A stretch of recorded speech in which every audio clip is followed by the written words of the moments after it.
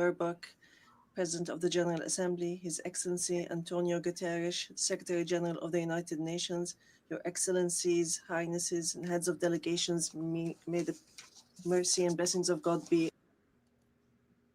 day after almost 2 years in which our Palestinian people in the Gaza Strip have been facing a war of genocide, destruction, starvation, and displacement waged by the Israeli occupation forces, in which they killed and injured more than 220,000 Palestinians, the majority of whom are unarmed children, women, and the elderly.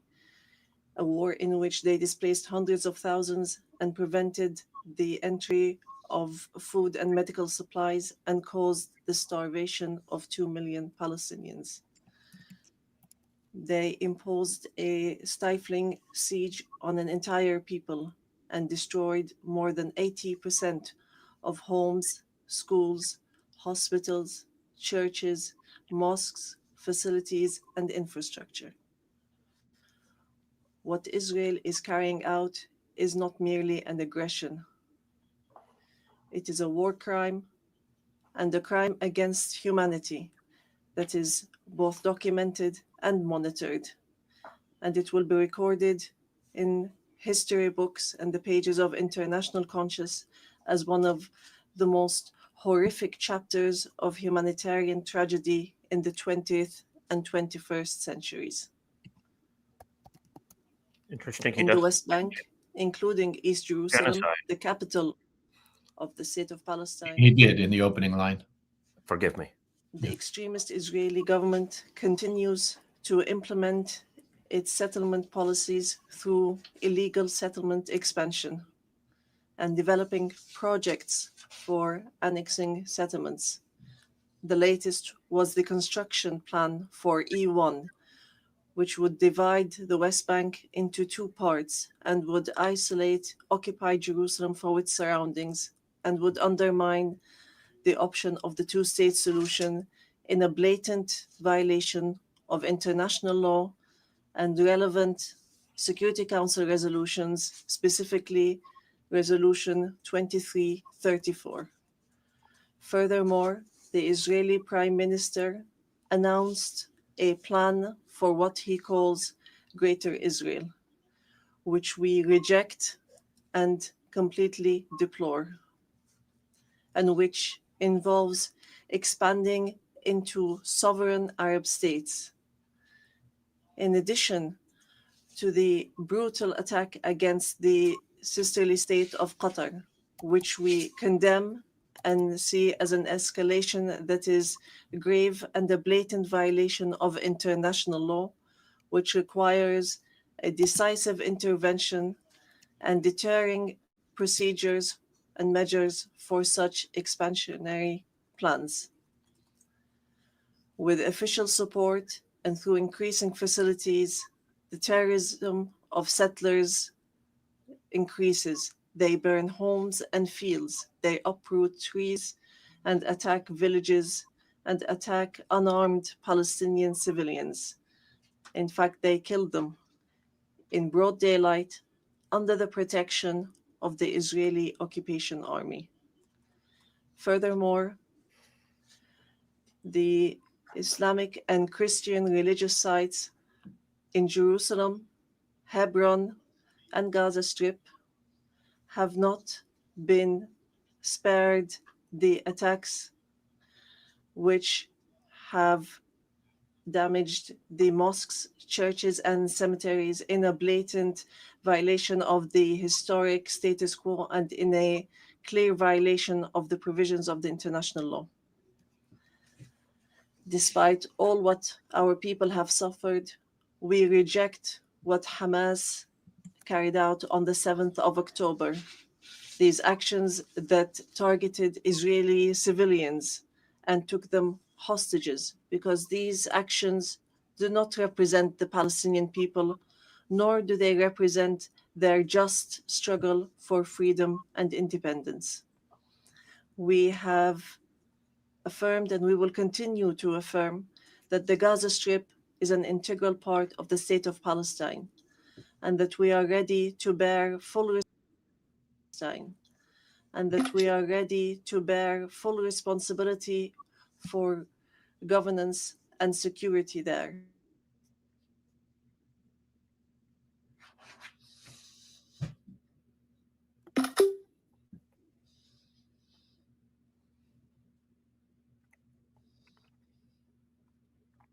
Do we know if it's on our end or theirs?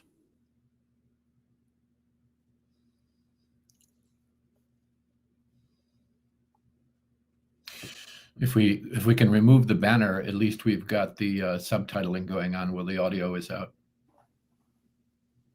Yeah, that's a thought. And our calamity is great. 7 million Palestinians are still living the tragedies of the Nakba and displacement since 1948.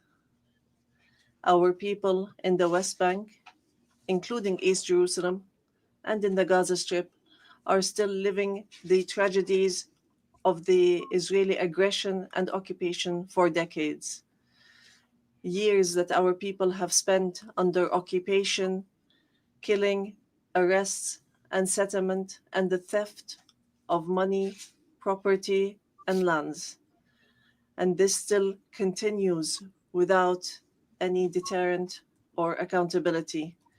Years of oppression, deprivation, and the protection for the occupier, and enabling the occupier instead of protecting the people under the occupation, and more violations of the rights of our Palestinian people to self-determination, to freedom, dignity, independence, and sovereignty on the land of the occupied state, on the land of the state of Palestine occupied since 1967, including East Jerusalem. More than 1,000 resolutions at the United Nations, not one of them was implemented. There have been many efforts, many international initiatives, without reaching an end to this tragic situation that the Palestinian people are living under the yoke of occupation. In 1993, we signed the Oslo Accords, and we adhered to all its items, and we recognized the state of Israel. Israel, at the time, recognized the Palestine Liberation Organization as the sole legitimate representative of the Palestinian people. Based on that, we restructured our institutions, and we amended our national charter, and we rejected violence and terrorism, and we adopted a culture of peace. We made all our efforts to build the institutions of a modern Palestinian state that lives side by side in peace and security with Israel. But Israel did not adhere to the signed agreements and has worked systematically on undermining them. Ladies and gentlemen, just 3 days ago, we met at a high-level international conference in New York under the joint chairmanship of France and the Kingdom of Saudi Arabia, with wide-scale international presence and united positions that expressed a genuine international will to put an end to this historic conflict.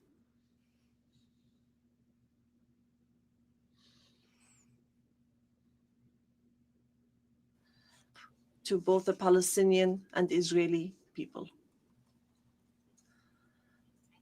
And here I would like to, on behalf of the Palestinian people, to express our gratitude and appreciation to all the states that recently recognized the state of Palestine and those that intend to recognize the state of Palestine soon. We urge all the states that have not done so yet to recognize the state of Palestine. We call on supporting Palestine obtaining full membership in the United Nations. It should be noted that we have already recognized Israel's right to exist in 1988 and in 1993. And we still recognize this right. In this regard, we would like to thank France, the UK, Canada, Australia, Belgium, Portugal, Luxembourg, Malta, Monaco, San Marino, Andorra, and Denmark for their recognition of the State of Palestine. We would like to thank all 149 states which had previously recognized the State of Palestine. Our people will not forget this noble position. We would also like to commend the role of the chairmanship of this conference, the Kingdom of Saudi Arabia and France, and also the United Kingdom. We would also like to thank all the states that headed the various working groups and those which participated and continue to participate in the International Alliance for Peace. We would also like to thank the states that are supporting our efforts to stop the genocide, end the occupation, and achieve peace.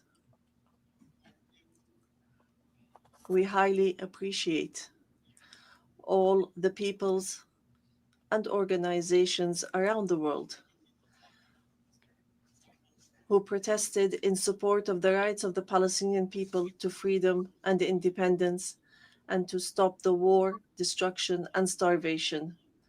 We reject confusing the solidarity with the Palestinian cause and the issue of anti-Semitism, which is something that we reject based on our values and principles.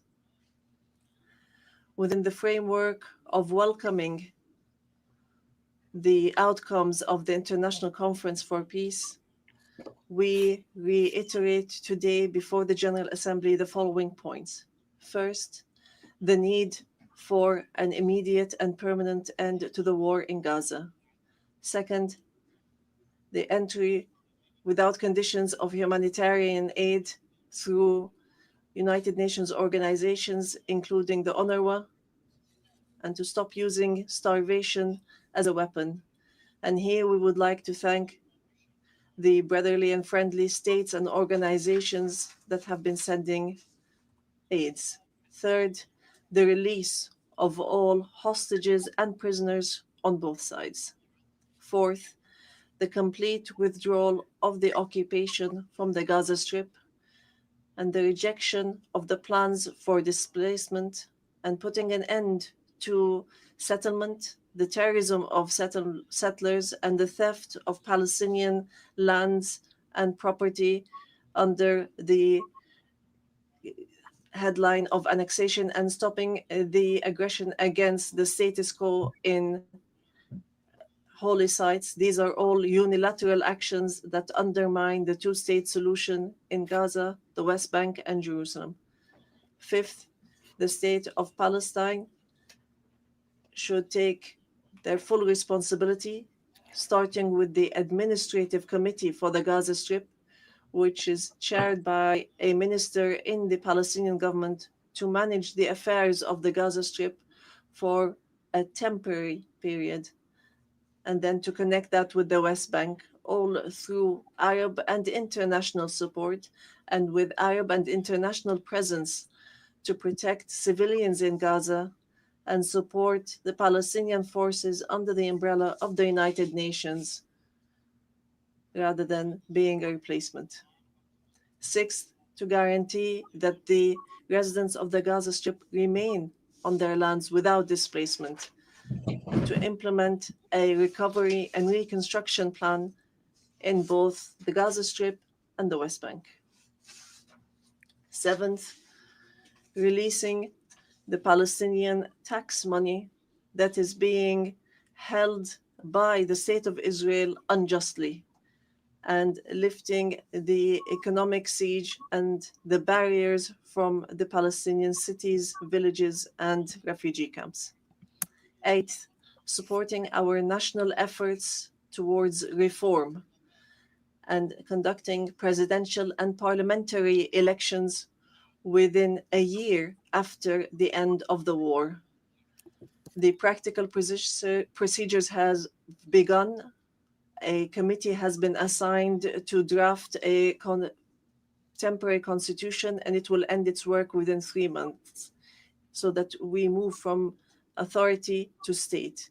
We want a modern and democratic state that abides by international law, the rule of law, and multilateralism, and the peaceful transition of power. And we are extremely keen to empower women and the youth.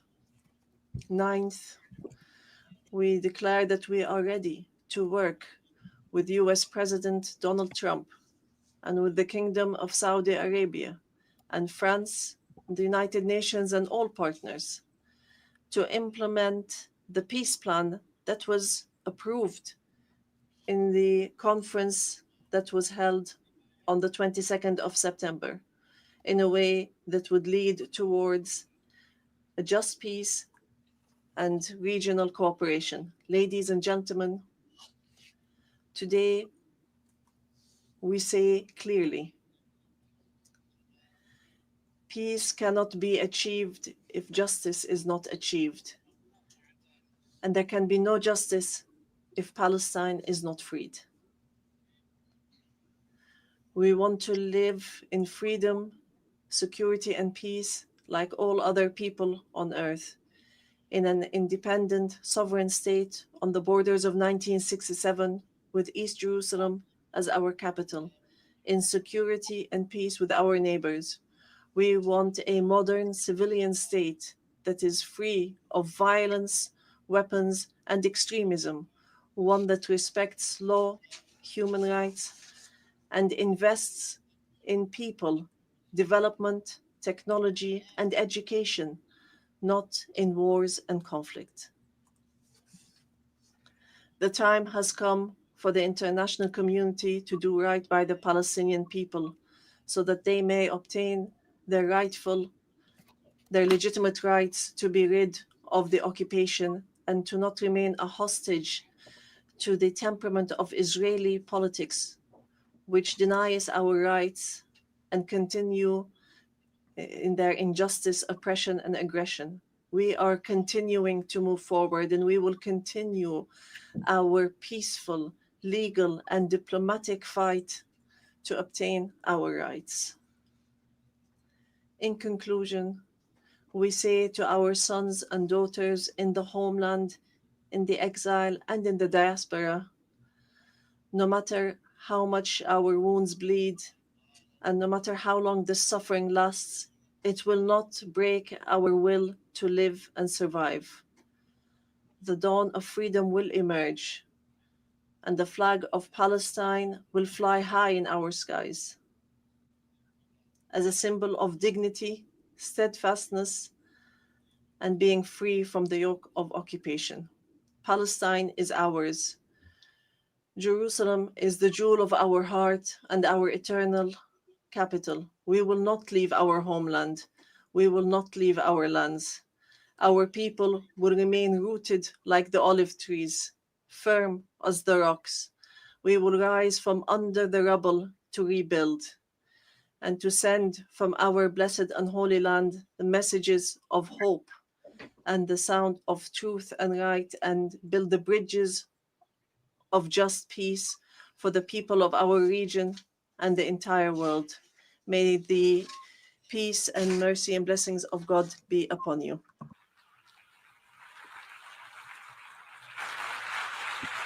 So a great deal of rhetoric that sounds good, but not a great deal of how to get there to my ear. Craig, your thoughts, please. Well, I think what's most striking about that, Sam, there are two tracks that have emerged over the course of 2 years of genocide in Palestine.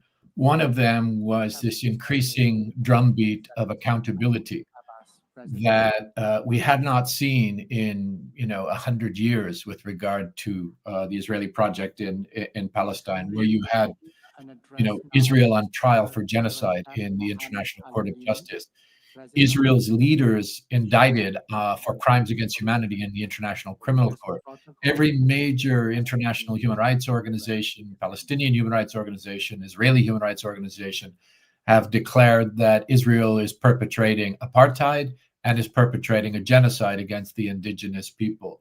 You've got the most important UN human rights mechanisms declaring apartheid and genocide in Palestine. Most recently, the Commission of Inquiry that just released its report last week. And that was a very fundamental shift from the way that Palestine was addressed during 3 decades of the Oslo process, where human rights and accountability and root causes and international law were all pushed back onto the back burner in favor of an amorphous political process that not only locked a cruel status quo for the Palestinians into place, but actually provided a smokescreen for further Israeli persecution of the Palestinians, a settlement expansion, serial acts of aggression, and the increasing normalization of the Israeli regime on the international stage. What we've seen is that that track led to this resolution in the General Assembly a year ago, which was quite extraordinary, that effectively codified what the International Court of Justice had said and threatened additional measures if Israel did not comply within 1 year. Last week, that deadline expired, and Israel obviously has not complied. And so Israel's allies have been rushing in the UN to create an alternative track.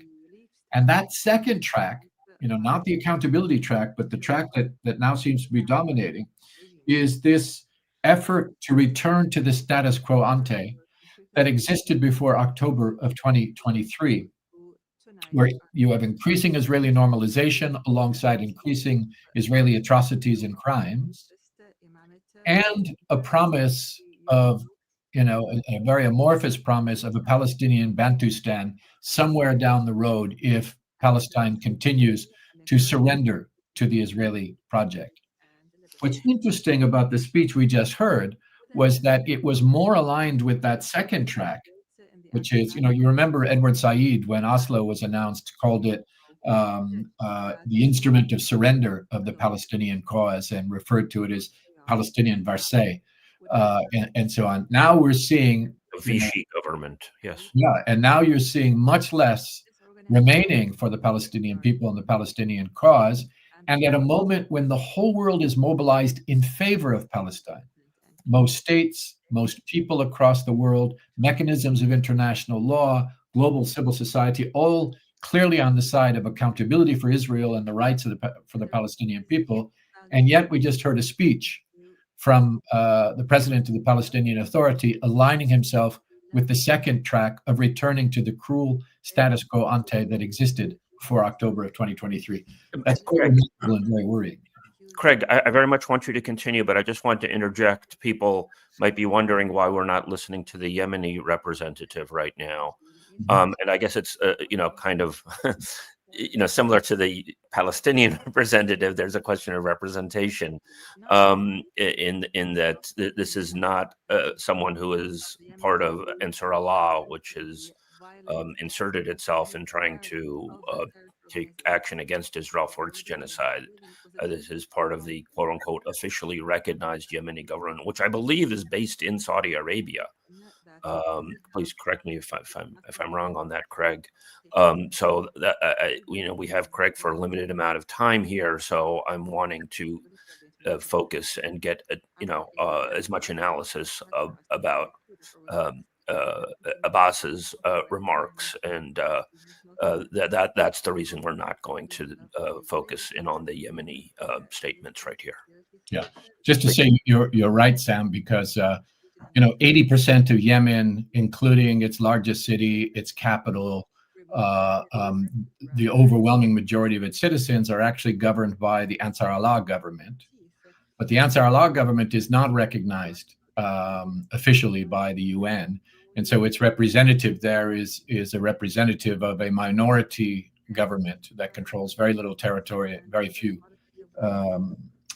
people inside the country, and has not been the force in Yemen that has stood up, I think, so bravely to rally to the cause of the Palestinian people facing a genocide. So it'd be interesting to hear a statement from the other side of Yemen, but I don't think I'm going to get that today. Yeah. For our next live stream, I'll try to get someone from Ansar Allah to give their their statements to the General Assembly.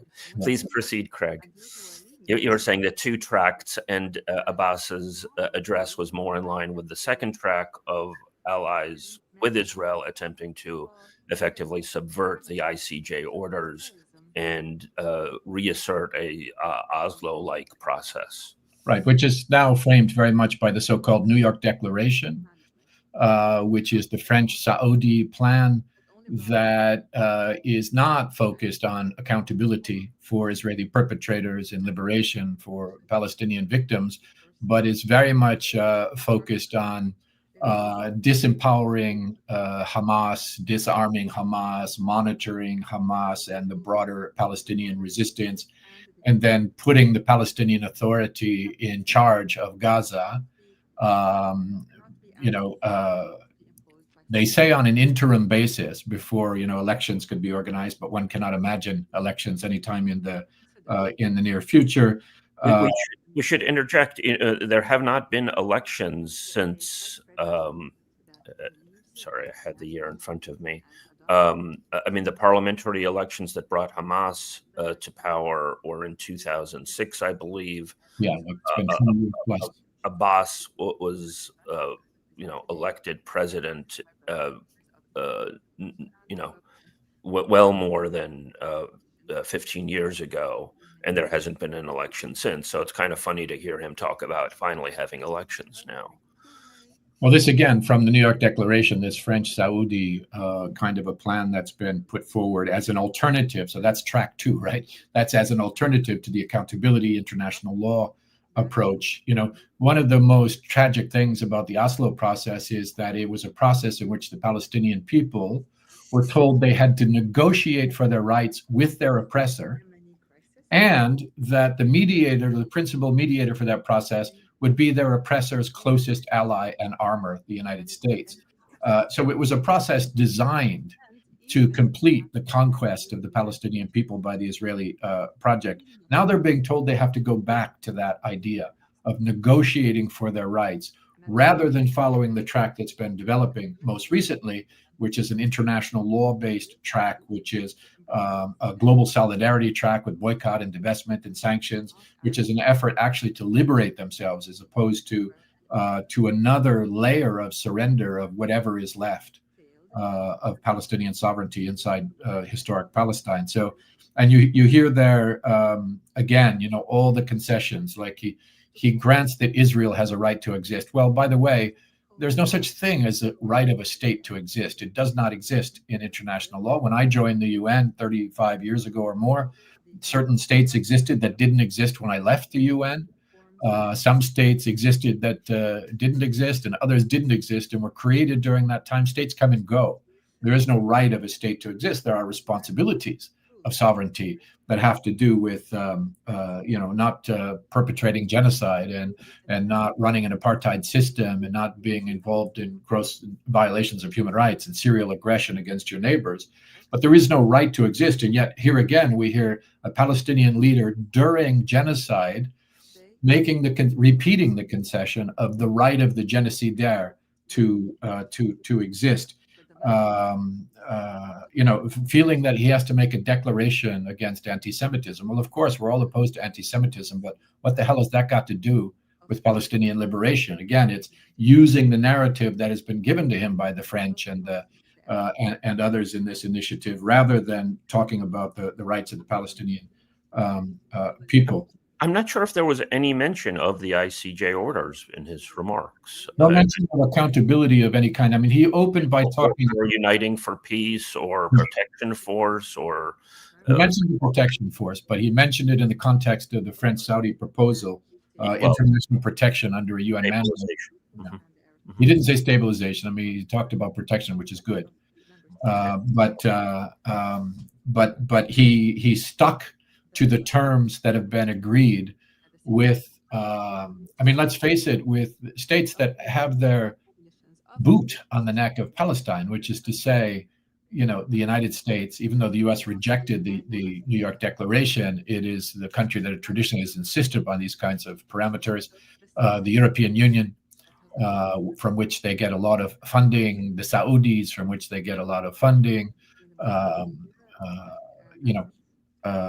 obviously the French on behalf of Europe. So, I think very disappointing, given the moment in history in which we find ourselves, that what we're hearing again is another declaration of surrender, as opposed to a very clear program of resistance and solidarity and international law and international mechanisms for the rights and liberation of the Palestinian people, just at the moment when the whole world is mobilized in solidarity to support such a program.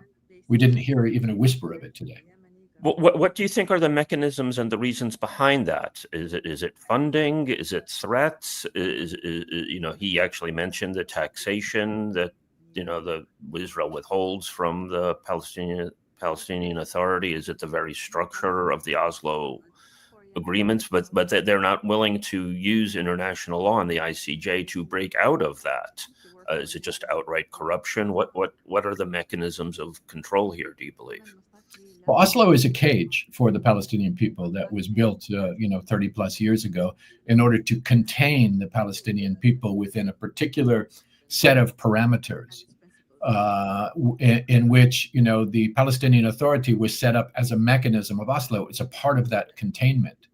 And when you realize that the PA operates literally under occupation, so under the boot of the Israeli occupier, and then is dependent upon support, principally financial, from external actors in the Gulf and in Europe, and to the, is dependent upon the goodwill of the US, which is not something that is often in big supply, then you see where they're coming from. And far be it from me to palsplain to a Palestinian, Sam, but this Venn diagram where you have an overlap between this mechanism, this Oslo mechanism in the West Bank of the PA that operates under occupation, and then that overlaps with the PLO in terms of the representatives. And then that overlaps with the state of Palestine, which is represented in the UN. What you're getting, rather than a sort of independent PLO foreign policy representation in the UN, is you're getting the PA with all of the incentive structures and political realities and personal interests that exist in the PA, rather than a representation of what would be a more independent foreign policy for the Palestinian people. I mean, he kind of highlighted what happened at the beginning of Oslo. The PLO recognized the state of Israel, and Israel recognized the PLO finally as the sole legitimate representative of the Palestinian people. And in a very ironic sense, in that moment, it ceased to be a meaningful representative of the Palestinian people because of the very asymmetry of that agreement. Well, recognize that what they notice what they recognized was the PLO as a counterpart. They did not recognize the state of Palestine. Right. You had a unilateral surrender on the part of Palestine. It recognized Israel. It unilaterally disarmed. It got neither of those things in return, and then lived, as I say, in the cage of Oslo for 3+ decades. And in October, Sam, when I left the UN and wrote that letter that went viral, one of the things I pointed out is that nobody in the UN thinks that Oslo is a thing anymore. It does not exist.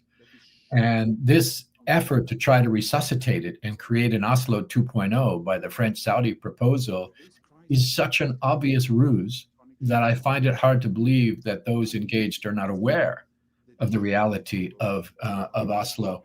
And, most of the world has moved on and views the struggle of Palestine as a struggle similar to those of South Africa under apartheid, where the objective is not to negotiate with the regime for what crumbs it will throw to the Palestinian people, but to hold the regime accountable and to insist on its accountability as a matter of international law, as well as a matter of international relations and international politics. And yet there you have the representative of the state of Palestine, at least officially, in the UN, rejecting all of that and going back into the Oslo paradigm. I do want to move on to those other ways of viewing things and the Colombian statement and so on in a moment. But to me, in a sense, we are currently in kind of an Oslo ruse, or an Oslo-like ruse, in that when the ICJ orders came down in May of 2024 to get Israel to stop its attack on Rafah, Biden, and I raised this in our last live stream, Biden claimed that suddenly Netanyahu had agreed to a ceasefire, and they got the UN Security Council, including all the elected members, to pass a resolution basically blessing this farcical negotiating process, basically run by the United States, where Hamas, not just the PA, but Hamas is in a negotiating process with the people who are committing genocide against the Palestinian people. With the U.S., Israel's main benefactor, enabler, as the main. You also have Qatar and Egypt in tow as the main so-called mediator. So, in a sense, I think the ICJ orders, and especially South Africa invoking the Genocide Convention, tried to get us back into this framework of international law, and their ruse in May and June of 2024 was part of, a step of bringing it back to Oslo, and they are continuing that, as you say, with this so-called New York Declaration. Well, and at precisely the moment when Israel has sort of pulled back the curtain and shown how they really view negotiations by bombing Qatar in an act of international aggression and assassinating a number of Hamas personalities in an act of transnational terrorism and an act of murder under international law. And at precisely that moment, we're supposed to believe that there is a good faith interlocutor in the Israeli regime for negotiation. By the way, he mentioned Qatar in his speech, but I didn't hear him mention the Palestinian victims. In Qatar. He mentioned it as an attack on Qatar, but didn't mention it was also a murder of Palestinians, unless I missed it, trying to take notes as I was listening. So, and you can see the other point of emphasis there. He was emphasizing that the PA will take over Gaza. And there are two problems with that. I mean, one is that, why is a UN process? Of course, this was a quasi-official UN process. It was a process hosted by France and Saudi Arabia at the UN. It was framed sort of that way. But, what business is it of the international community, the UN or the French or the Saudis, who governs the Palestinian people? I mean, the UN Charter talks about self-determination. UN human rights instruments talk about the will of the people determining their governments. In what world do the French and the Saudis and the UN get to say who governs in Gaza or any other part of Palestine? That's for the Palestinian people to decide. And yet, drawing on the New York Declaration, you heard the president there say, we're now preparing for the governing of for us to govern Gaza. And it was remarkable. It was something of a talking point among, pro-Israel circles in 2023 that the PA could go into Gaza on the back of Israeli tanks. Right. And the PA said, no, of course not. We're not going to do that. But, maybe now they're trying to make it so that they'll go into Gaza on the back of French and Saudi tanks to sort of make it go down easier. I'm not sure exactly what the dynamics there are. Yeah. And I mean, from the, what you hear from Palestinians is a wish for more unification amongst the different Palestinian political groups and so on. And here again, you've got the international community trying to draw a wedge between Palestinian political groups, and then you heard that from in his speech as well, that he started out very early attacking Hamas, rejecting them, criticizing them. He's called them sons of dogs at times. Yes. Yeah. And he's doing that on the basis of the New York Declaration, which does the same thing. And, whatever you think about Hamas as a political faction or any of the other Palestinian groups, again, it is not for the French and the Saudis or, to set the parameters, or for the president of the Palestinian Authority to then make that marching orders for the Palestinian people. It's really remarkable that that's happening now. at a moment when the movement globally for Palestinian liberation is stronger than it has been in decades. And yet, because they operate from within that box in which they were established, they continue to toe that line. I think it's really unfortunate. I think, I go back to this point about what happened in May and June of 2024, because I believe the peace movement, if it were more nimble then, could have seen through the rhetoric of ceasefire, because people are out there on the street saying ceasefire, ceasefire, ceasefire now. And then when they see Biden come out there and say Netanyahu's agreed to a ceasefire, they're wanting to embrace that because they're seeing daily slaughter and somewhat naively, I think, embrace that, pushing aside the ICJ orders, which create a foundation for that. So I think we're in a similar moment now, where the accoutrements and the pretense of saying a Palestinian state is being used as a way to lull people into not insisting on a process that will actually lead to a meaningful peace. Yeah. So it stresses the importance of solidarity movements and peace movements really parsing through the deceptions that Israel and its allies employ. Well, there again, you see Abbas sticking to the approved talking points. I mean, he emphasized the same language that we've seen in the Security Council, which is watered down, negotiated language that they think might have a slim chance of being allowed by the United States. So those three approved talking points that, by the way, you hear over and over again from the Secretary General and from everything that goes before the Council, which is ceasefire, humanitarian aid, release the hostages. Ceasefire, humanitarian aid, release the hostages. There's never a hint about accountability, about genocide. What a crazy moment in which we live, where the New York Declaration, the approved talking points of the Palestinian Authority, the approved diplomatic approach of most delegations in New York, in the middle of a genocide, is all about both sides and strengthening the normalization of the Israeli regime. And it's absolutely insane. You cannot imagine another situation in the world where you had 2 years of live streamed genocide, where so much concern would be expressed for preserving the interests of the perpetrator regime of the genocide. And that's where we are at the UN. So the other track was perhaps most clearly laid out by Colombia, and they spoke at a time when they weren't scheduled to speak. So that certainly caught me off guard.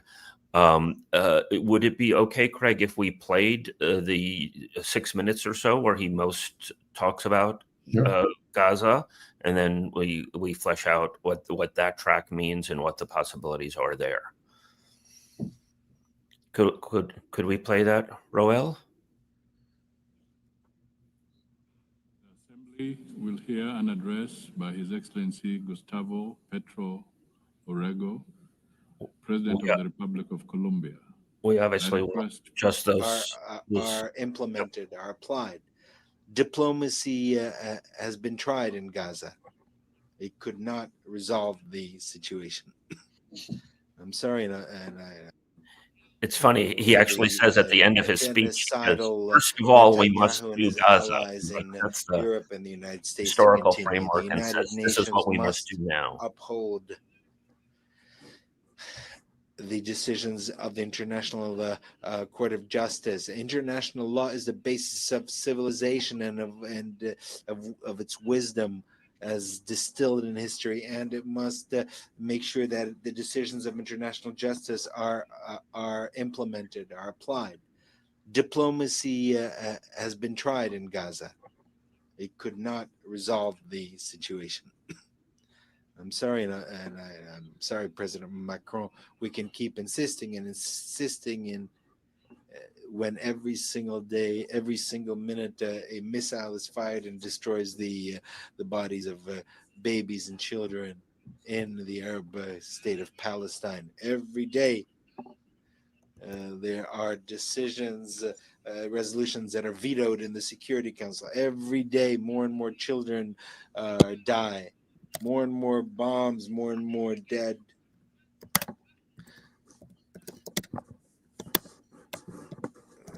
perhaps those who do this, who shoot this, are robots. Maybe they don't have their own children. They're not human.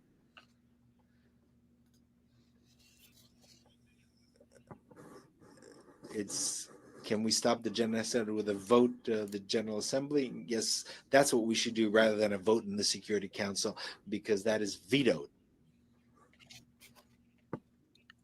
There it is. United for peace for Palestine. We should establish a peacekeeping force to protect. What's necessary today are words, not blue helmets that are often lack training, and they're not ready to do this. No, what we need is a powerful army of countries that do not accept genocide. That is why I invite nations of the world and their peoples, most importantly, as a integral part of humanity, to bring together weapons and armies and to defend Palestine. I invite the armies of Asia and the brave people, the brave Slavic people who defeated Hitler, and the Latin American people of Bolivar, of Garibaldi, and others. I think there's enough. We've had enough words. Today, the time has come to use the slogan of Bolivar: "Freedom or death," because Washington and NATO are killing democracy, and they are spreading totalitarianism at the global level. We need to raise the red and black banner flag.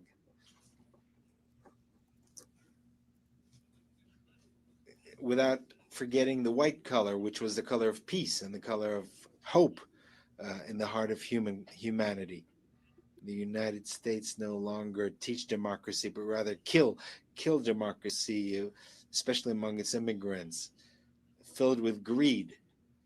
The UN should begin its change by stopping the genocide in Gaza with a army of liberation and salvation, and there should be a decision here taken in the General Assembly without any veto. After Gaza, we can start working on decarbonization so that we can found a truly global democracy, and a new Security Council can be established without any vetoes, and where its decisions would be binding, and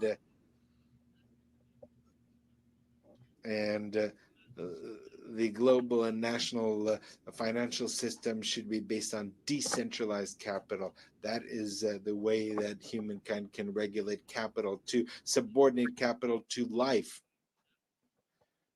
to regulate it to people. That is the path by which the United Nations will move from an alliance of states to an alliance of cultures and peoples. If we overcome the climate crisis, and if we unite as humanity, we will manage to make the United Nations an assembly of peoples, which seeks to make sure that every individual is free, making sure that every human being achieves their potential, and because the intelligence of human beings, illuminated by science, will make it possible to not only save life, but to fulfill the mission of humanity by expanding life into the stars.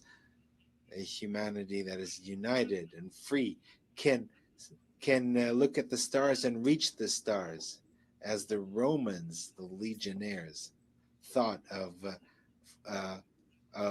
Judea when they used the word astra, or star. It's the time of freedom or death.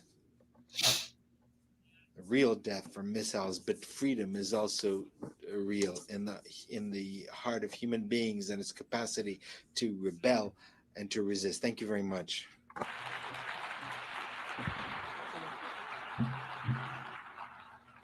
So, Colombia will be putting forward a Uniting for Peace resolution, apparently, that will call for some of the things that many people have been calling for: sanctions on Israel, arms embargo, and you might have more details than I do, Craig, on this, and a protection force to get aid in.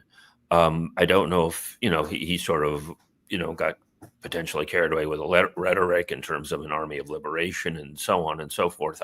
I don't think that they're going to be bombing Tel Aviv here, but hopefully they will be ensuring in very serious resolve that that aid gets in, that Israel is blocking and using food as a weapon. The strong, biggest similarity to me on this is 1956, when Egypt and Gaza were invaded by Britain, France, and Israel, and I believe not a shot was fired when the UN then stood up with Uniting for Peace to overcome the British and French veto and put in a peacekeeping force, and they made all three of those countries withdraw. So, I mean, that's certainly the kind of thing that I have in mind here in terms of a protection force, but I'd love to get your analysis of what he's putting forward, Craig. Yeah, that's exactly right. I mean, Petro used his typical colorful language. He delivered what was a very powerful, very defiant speech there in the assembly, contrasting with a bit of the more boring presentations that we've seen over the course of the 80th session. And he used his own language there, but he was more entertaining than Trump and more accurate. And he took up about as much time. I'm sorry to interrupt, but yeah, it was a long speech. Although I think Trump has the record there of almost an hour. He was allotted 15 minutes, but he continued. But far more important, I mean, the Trump speech, the hall was full. There wasn't an empty seat. Delegations, wanted to hear what the emperor was going to say, and man, they were not disappointed, because Trump's speech was the most absurd thing that I've heard in the halls of the United Nations in all my time working there or following it. But Petro, while using colorful language, he said some very specific things there. He said we need to go around the veto in the Security Council, because we know the US is not going to allow anything humane to happen in the Security Council. And we need to use, he said specifically, the Uniting for Peace resolution in order to take this up in the General Assembly where there is no veto. He said that very, very directly. And he talked about the mobilization of a UN force. And he invited countries who want to defend Palestine to join. So in other words, troop contributing countries to make their contributions. And this is really very important, because so far, there have been some very powerful statements. Indonesia said that they would provide thousands of troops for any UN intervention, right? So that very, very practical. 20,000 or more, he said. Yeah. Say again. I'm sorry, you glitched. 20,000 or more, I believe. He said, or more, yeah.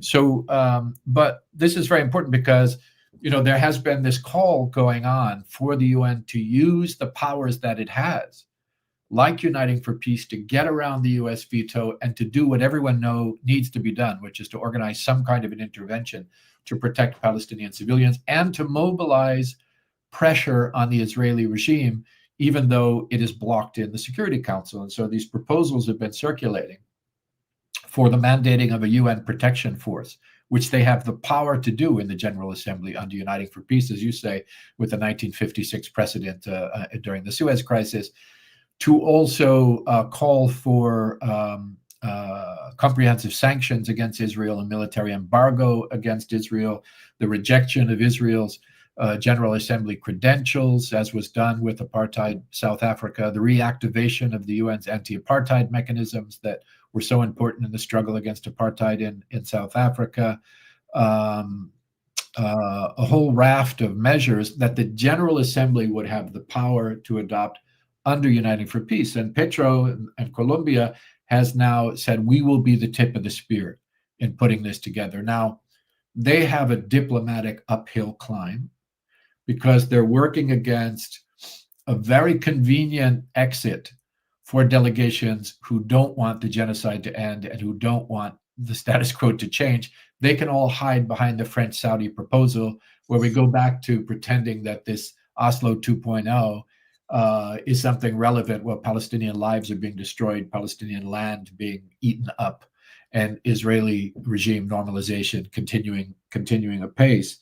So, you know, what he is putting forward here is something directly in the accountability track that we talked about a little bit earlier, and which has some possibilities. It's legal, there's precedent for it, there's strong support amongst the vast super majority of delegations in the UN. They could make it happen if it isn't overwhelmed by the French-Saudi scheme, or if it isn't obstructed by the Palestinian Authority itself. Now, I should interject here as you say that. I first wrote about the possibility of invoking the Genocide Convention in 2014, the assault then. And I wrote a lengthy article about it and what could happen. Francis Boyle and others had been advocating it, and I didn't understand what they were saying for years fundamentally, but I finally sat down and figured it out in 2014 about what could happen. And he always envisioned it as a two-stage process. One country invokes the Genocide Convention, gets emergency orders from the ICJ, and then you have to do Uniting for Peace because, of course, the United States is going to veto the move. I wrote that up in 2014, and I knew someone, an independent journalist who had connections with the Venezuelan mission at the time at the UN, and she got it to them, and they were interested. But then they talked to the Palestinian delegation, and they talked them out of it. And it's my biggest regret not telling that story early on so that we know clearly where some of the impediments are here, and that these so-called Palestinian representatives can stand in the way of things. And you know, it's a delicate situation because Israel's dream is to have a Palestinian civil war. So how do you talk about these things in a way that doesn't actually enable Israel to further divide Palestinian ranks? So you're absolutely right, Craig, to highlight that as a potential impediment. Countries hiding behind the French-Saudi proposal, as well as the PA/PLO effectively doing the bidding of the U.S. and Israel in these processes. Well, it would be a scandal of historic proportions if an opportunity to provide protection to the Palestinian people found a way through Uniting for Peace to get around the U.S. veto, only to be vetoed by the Palestinian Authority. That would be scandalous, obviously. I think in the end, that's an issue for Palestinian society to make demands of the Palestinian Authority. And again, you know, the issue is that the Palestinian Authority, which is supposed to be a local administration, overlaps with the PLO, overlaps with the State of Palestine and the UN, and so it's effectively the same in that regard. So, I mean, I think it's Palestinian society that has to make those demands, that there be no Palestinian veto on protection, because, you know, this is an uphill climb. It's not a panacea, and it's not easy to get there either. But this moment in history, with the 1-year deadline of the General Assembly expiring, with the decisions and opinions of the International Court of Justice, with the global mobilization against the genocide, with the growth in Palestine solidarity around the world, and with a move by some states who have recognized, because their own populations have forced them to do so, that they at least have to make gestures of recognition of a Palestinian state and so on. We have never had, people have talked about mobilizing international protection for Palestine for decades and decades and decades. We've never had a moment where the chance was so good as it is right now. And again, it's not 100% or anywhere close, but all of these factors coming together, and the declaration of famine and the declaration of genocide and all of that, means that, you know, that this is the moment. And if this General Assembly doesn't do it at this moment, and this moment, I mean, almost literally, we're talking about a few-week window here in which to actually make this happen, that will be a shame that the UN will not live past. You know, they did reviews after their failures of the Rwanda genocide, after their failures of the Srebrenica genocide, after their failures in the Myanmar genocide, after their failures in Sri Lanka. There are always these reviews that the UN does. Oh, how did we drop the ball so badly?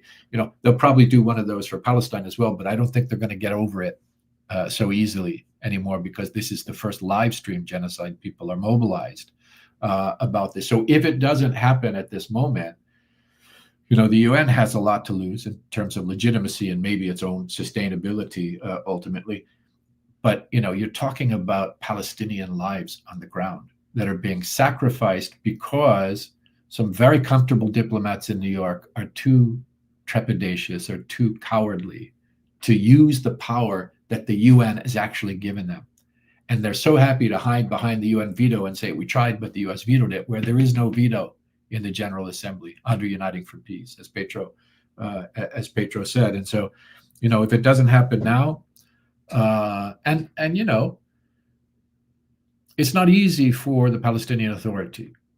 As I say, they are operating under occupation. Their existence depends upon the goodwill of those who are occupying them and the allies of the occupying force. So I get it. It's not easy. And who am I to lecture them when I'm sitting comfortably, outside of Palestine? But this is the moment. This is a moment of courage. Yeah, I think our steps for action, which I want to get into, are pretty clear. But I do feel like there's sort of a parallel between how the UN is sold as an institution of law and so on, but is often used as an instrument of empire. And similarly, the PA was sold as a stepping stone towards liberation for the Palestinians, and it becomes an instrument of oppression. So there's they're both the UN and the PA/PLO are in effect being instrumentalized in the same way by the US and Israel. For power, yeah. To some degree, people will say that's inevitable, but here's my pushback on that. Sometimes the UN operates as an extension of the US empire. Sometimes it operates as a challenge to the US empire. The UN is many things, right? I mean, let's just point to the independent human rights mechanisms that have stood up to the US empire and to the Israeli regime. Let's point to, those people within the system who've been working for the right, on the basis of the right principles. Let's point to the heroic UNRWA workers, 373 of whom have been murdered by Israel in the past 2 years in Gaza alone, many along with their families. But sometimes it is an extension of empire, and some of that is by design. So the Security Council was established as a mechanism of empire. That's what the veto is all about. We 5 powerful states will tell you yes or no Right. on life or death matters, whether you like it. And is used for things like approving the attack on Iraq, for example. It becomes a mechanism of aggression, in effect. Yeah. So you can understand that for a body where that is by design, but how do you explain when the Secretary General doesn't do what he's supposed to do because he's afraid of the empire? How do you explain when the High Commissioner for Human Rights or the Special Advisor on Genocide go silent during a genocide because they're afraid of the empire? How do you explain a General Assembly which has powers like Uniting for Peace but refuses to use them because of their fear of the empire? And that fear is real. This is a regime now in Washington that won't hesitate to impose massive tariffs that can be crippling to national economies, that won't hesitate to impose sanctions that can destroy lives, that won't hesitate to use military force to murder people in boats in the Caribbean. So I understand the fear. It's not paranoia. It's real. But this is why I was starting to say, Sam, there have been moments in the history of the UN, in particular the 1960s and 70s and into the 1980s, where the global majority asserted its power against the empire. And those were the days when you had former colonized countries coming together to make meaningful progress on fighting against the colonization of their lands, fighting against apartheid in South Africa, fighting for Palestinian liberation, right? 1975, the Zionism is Racism resolution, the resolutions that affirmed in the General Assembly the right of people under foreign occupation, colonial domination, or racist regimes to use armed force to liberate themselves from those regimes. Those are also products of the United Nations. And if the global majority can once again realize that it has powers, and that when the empire is crushing one people, they can just as easily crush another people, and they will stand together, or that will be not just the end of the UN, but I think the end of any hope for the coming decades. And I think Petro very much spoke to that in his sweeping address, putting it in the context of colonialism, putting it in the context of the U.S. now going after the Caribbean, that all humanity is at stake, that they, you cannot appease these forces, that, if we let them get away with it in Palestine, then they will effectively have a global resurgent colonialism that will go after country, and we're seeing that in several respects. It's also notable that the U.S. delegation walked out during his speech, I believe, and he quotes Bolivar, but it's also patriots from the United States, Patrick Henry, give me liberty or give me death. It's easy for us to say, it's overheated rhetoric, and in some ways it was overheated rhetoric, but in some ways it goes to the very core of the U.S.'s own legitimacy. It's the height of irony, and we might see this breaking down, that many on the U.S. right don't perceive this. But I do think that even that is breaking down, where people on the U.S. right do perceive that, the Palestinians are simply asking for their liberty, and why the hell are we on the wrong side of this? And are we signing our own death knell, where we're reneging on the very things that we cite as our foundation? Yeah. Well, I think that what Petro said there is going to resonate with a lot in that whole, because there is a recognition that the global majority is on its knees. And you see what that has brought, this attempt to appease the U.S.-Israel axis, for example, that has only led to more and more atrocities, to more and more acts of aggression against more and more countries, to more exported oppression to countries across the West on behalf of this one small oppressive foreign regime in Western Asia. And I think, the message, Petro's message there is absolutely correct. You have a choice. You will, resist on your feet, or you will die on your knees. And, you see very slowly, because international relations function in a very conservative way, but you do see the emergence of a recognition of that, of new security cooperation between states that formerly didn't cooperate because they relied upon the empire for security, particularly in the Gulf and in South Asia and beyond, where you see new economic cooperation, BRICS countries and others, Shanghai, that realize that they are being dominated and they have to begin to create alternatives. You see the Hague group emerging, and the Hague plus the 30 or so that participated in the meeting in Bogota to stand up against what's happening in Palestine, and not to defer to what is ultimately the New York Declaration model. So I think the world has begun to recognize that they stay within the parameters of empire at their own peril, and that they have power when they join together, just as the global South began to realize in the 1960s and 70s in international fora. Well, I think central to that is what people do. Because, when in 2023, I was working, nonstop to get a country to invoke the Genocide Convention, which South Africa did. And that came largely as a result of tons of people asking and petitioning their various countries to go ahead and do it. And then clearly, I'm sure that there was some discussion among countries as to which one should do it. And South Africa sort of took that piece of the pie. And now we see Colombia taking this piece of the pie.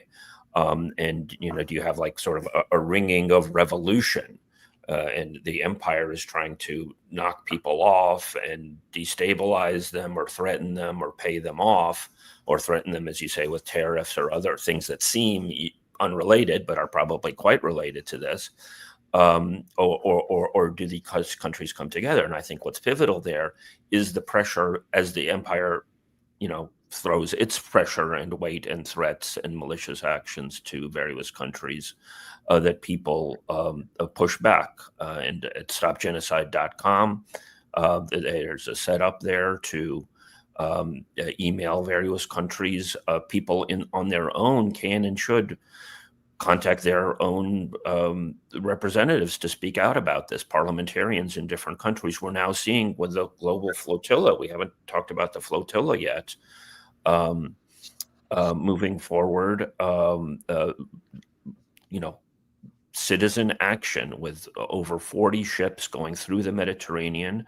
And now Italy, which has not been particularly good on Palestine, the current government in Italy and Spain, are saying that it's not clear exactly to me what they're saying. I don't think that they're going to protect the flotilla necessarily from an Israeli attack, but they will be there to assist them, even though they are warships. So we're in this sort of amorphous, tenuous state. I believe that the flotilla is now in Crete or Malta, forgive me, but obviously on their way to Gaza.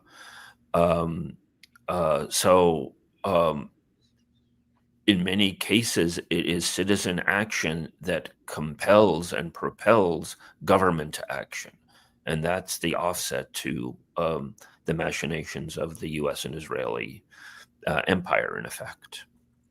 Yeah, absolutely. And it's a perfect example, because if you look at the situation of these citizen flotillas that have been sailing to Gaza for many years now, a few of which have managed to actually get in, many of which have been attacked by the Israelis, including in one case where the Israelis attacked and murdered 10, ultimately 10, 9, and then another one who died subsequently, of these civilian humanitarians on board this ship, because they were bringing baby formula to starving babies in Palestine, and then in subsequent efforts, bombed the ships, sabotaged the ships, commandeered and pirated the ships, arrested the humanitarians on board, put them into detention.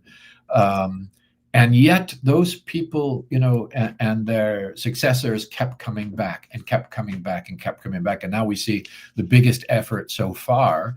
And over time, that has whittled away at the resistance of governments to get involved in what, by the way, is their international legal obligation. Those should be navies in the Mediterranean that are sailing in to deliver food and medicine into Gaza. And they've been put to shame by these ships. And now you have a crack because, these people just kept trying and trying and trying. And now you've got Italian and Spanish ships committing to sail to provide assistance. Right, they're not saying we're going to make war on the Israeli regime, but their presence is a deterrent.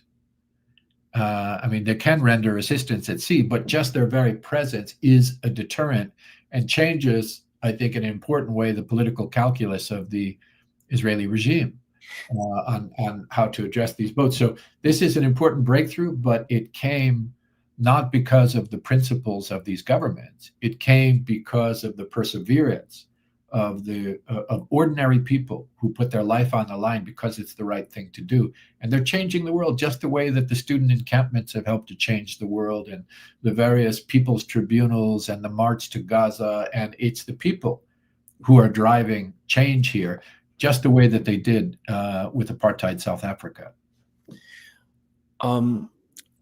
And it's dependent on people. You don't have to put your life on the line. You can just simply spread the word and so on and so forth, and find ways of putting pressure on your government.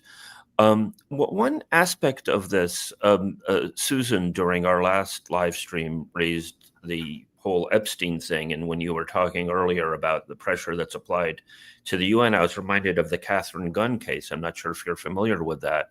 Catherine Gunn worked for GCHQ, the British equivalent of the NSA.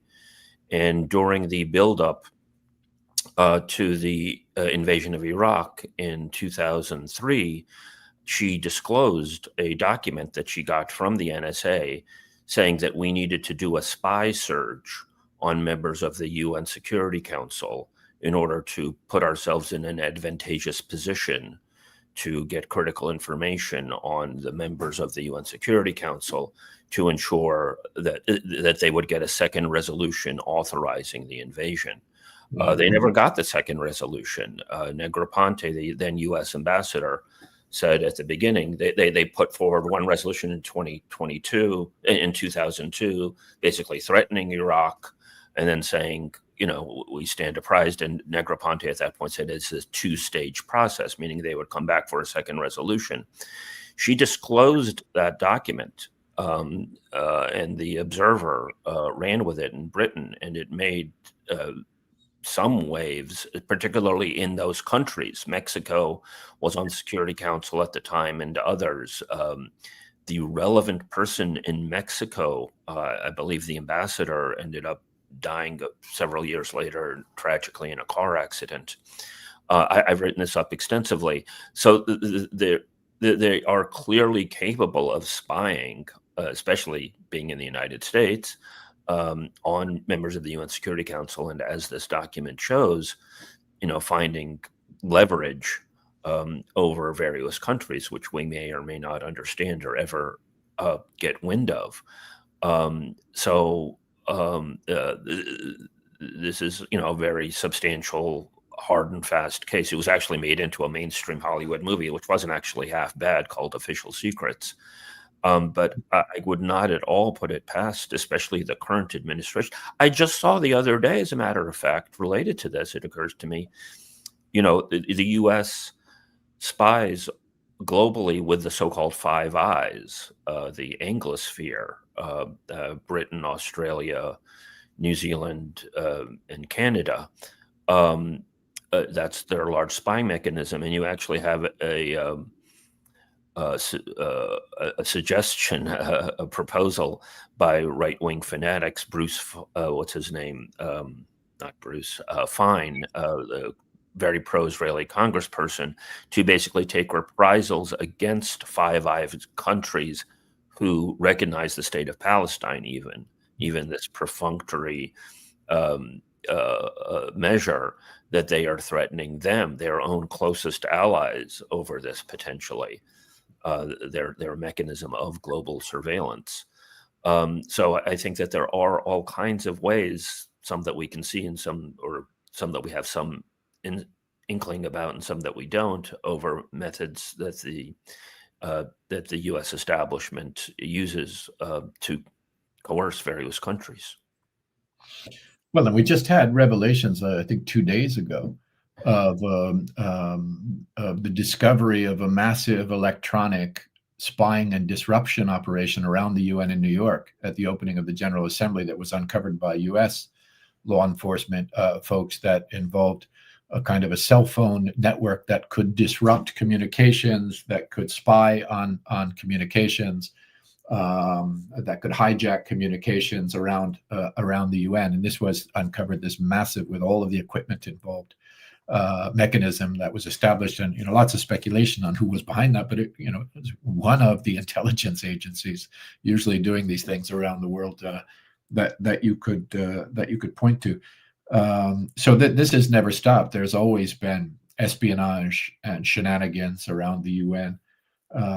I remember when I first joined the UN, there always this kind of scuttlebutt in the hallway. That guy's Mossad, that guy's CIA, that guy's KGB back in those days. So there's always been those kinds of shenanigans. But the pressure that is brought to bear on delegations, I mean, I guess the amazing thing is that it's, despite that pressure, things are cracking. I mean, you mentioned recognition of the state of Palestine. Yeah, at this stage, it's a symbolic gesture. It's not going to stop the genocide. It's kind of beside the point at this moment in history. But despite those enormous pressures, you now have almost as many states recognizing Palestine. I mean, virtually the whole world recognizes the state of Palestine, except for a few European countries and a smattering of their allies around the world. It's like 150. countries that recognize Palestine. And by the way, not many more recognize Israel. There are lots of states that don't recognize the state of Israel. And that is despite, enormous pressure from the empire and others not to do so. So it's not completely unimportant that those recognitions have taken place, because they also show a crack, and because they show that demands from the public do have some kind of effect. It's an easy way out for these states that are still complicit in the genocide, some of them from the West, but they can be pressed to take some sort of an action. So so I think it's important to, at least symbolically. I don't know who's speaking now, and if anybody has addressed Palestine. I don't know how critical it would be for us to go back to that at all. But I'd like to emphasize again the possibilities of action. And it's funny that we talked about technology for a bit there. You had Netanyahu the other day bragging about how, if you're carrying a cell phone, you're carrying a bit of Israel with you, sort of a tacit threat about their capabilities of spying and surveillance and the pager attacks that happened in Lebanon. But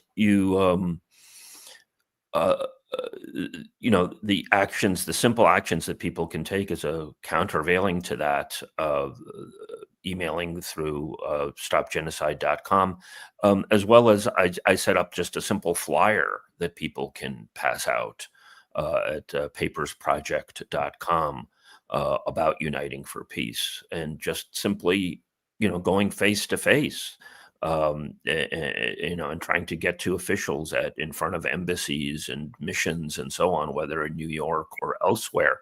It seems so simple and so naive, but it's not. The Catherine Gunn case that I talked about before, I did a lot of work on it at the time in 2003 to help publicize it. I didn't realize until a few years ago that she was driven to expose that document because she read a book called Target Iraq that my colleague Norman Solomon at the Institute for Public Accuracy had written in late 2020, in late 2002, laying out and drawing on material that I was producing and so on. She happened to pick that up in a bookstore.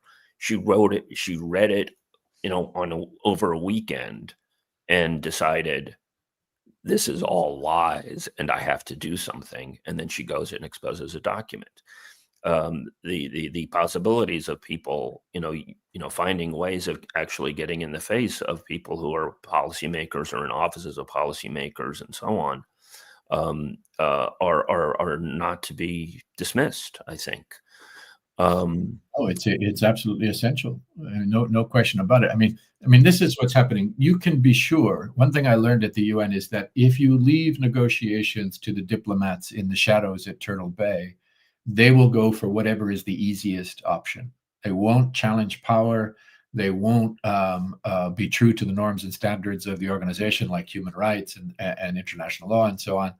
But if you can drive these conversations out into the light of public scrutiny and force every member state in the middle of the extermination of a people to say yes or no to providing protection, that can change the political calculus. And so the job of all of us is to get this message out and to demand that all of our countries, each of our countries, step up and support the Colombian initiative, offer to co-sponsor the Colombian initiative, push back against resistance to the initiative, participate in the negotiation process, and do it urgently. The whole idea of Uniting for Peace is that it can be convened in 24 hours and adopt a resolution and create a mandate and take the kind of action that needs to be taken to hold Israel accountable through sanctions and a military embargo and the withdrawal of its credentials and the reactivation of the anti-apartheid